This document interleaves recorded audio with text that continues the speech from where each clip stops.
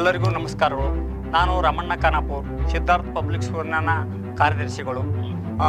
2019-20 ಸಾಲಿನಲ್ಲಿ ನನ್ನ ಸ್ಕೂಲು ಚಾಲೂ ಮಾಡಿದ್ದೇನೆ, ಕಟ್ಟಡವನ್ನು ಚಾಲೂ ಮಾಡಿದ್ದೇನೆ.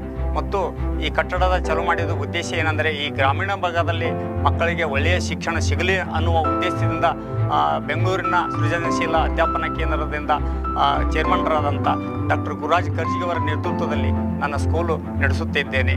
ಮತ್ತು ಈ ಭಾಗದಲ್ಲಿ ಈ ನಮ್ಮ ಶಿಕ್ಷಕರಿಗೆ ಸೃಜನಶೀಲ ಅಧ್ಯಾಪನ ಕೇಂದ್ರದಿಂದ ಪ್ರತಿ ತಿಂಗಳು 3 ದಿವಸ ಇಲ್ಲೇ ಇದ್ದುಕೊಂಡು ನಮ್ಮ ಶಿಕ್ಷಕರಿಗೆ ಒಳ್ಳೆಯ ತರಬೇತಿಯನ್ನು ಕೊಟ್ಟು, ಆ ಶಿಕ್ಷಕರು ತರಬೇತಿ ಕೊಟ್ಟ ನಂತರ ಮಕ್ಕಳಿಗೆ ಬೋಧನಾ ಕಾರ್ಯಕ್ರಮವನ್ನು ಮಕ್ಕಳಿಗೆ ನೀಡುತ್ತಾರೆ.